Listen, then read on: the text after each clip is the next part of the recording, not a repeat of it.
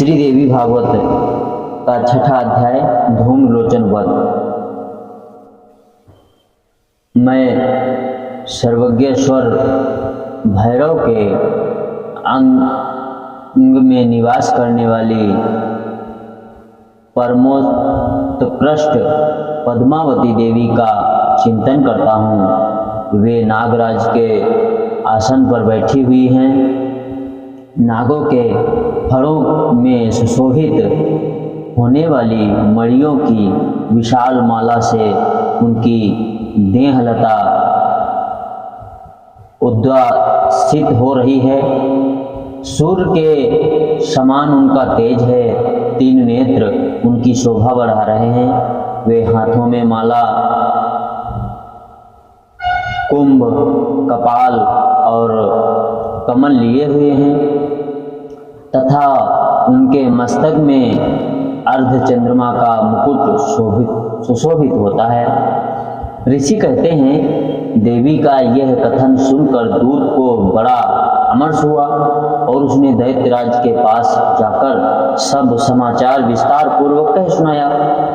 दूत के उस वचन को सुनकर दैत्यराज कुपित हो उठा और दैत्य सेनापति धूम्रलोचन से बोला, धूम्रलोचन, तुम शीघ्र ही अपनी सेना साथ लेकर जाओ और उस दृष्टा के केश पकड़कर घसीटते हुए बलपूर्वक यहाँ ले आओ। उसकी रक्षा करने के लिए यदि कोई दूसरा खड़ा हो तो वह देवता, यक्ष अथवा गंधर्व ही क्यों न हो, उसे अवश्य मार डालना। ऋषि कहते हैं, शुंभ के इस प्रकार आज्ञा देने पर वह धूम्रलोचन दैत्य 60,000 असुरों की सेना लेकर साथ वहां से तुरंत चला गया। वहां पहुंचकर उसने हिमालय पर रहने वाली देवी को देखा और ललकारा, कहा, अरे तू शुंभ निशुंभ के पास चल। यदि इस समय प्रसन्नता पूर्वक मेरे स्वामी के समीप नहीं चलेगी तो मैं बलपूर्वक झूठा पकड़कर घसीटते हुए तुझे ले जाऊंगा। देवी बोली, अरे तुम्हें दैत्यों के राजा ने भेजा है। तुम स्वयं ही बलवान हो और तुम्हारे साथ विशाल सेना भी है।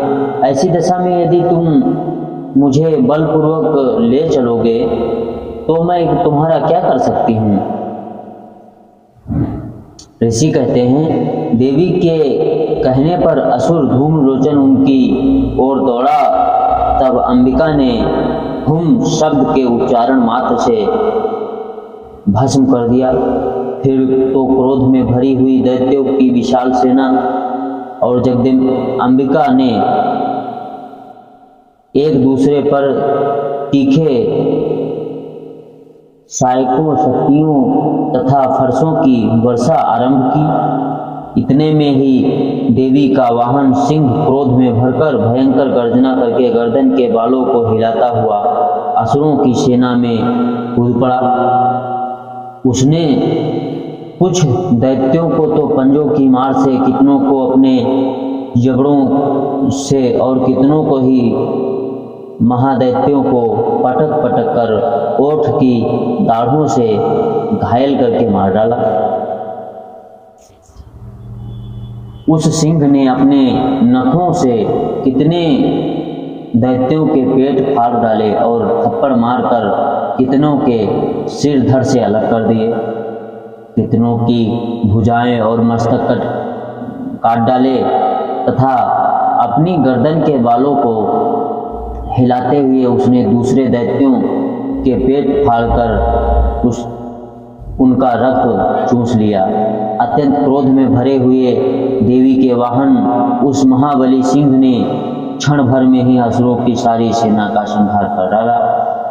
शुंभ ने जब सुना कि देवी ने धूम्रलोचन असुर को मार डाला तथा उसके सिंह ने सारी सेना का सफाया कर डाला, तब उस दैत्य ने राजा को बड़ा क्रोध हुआ।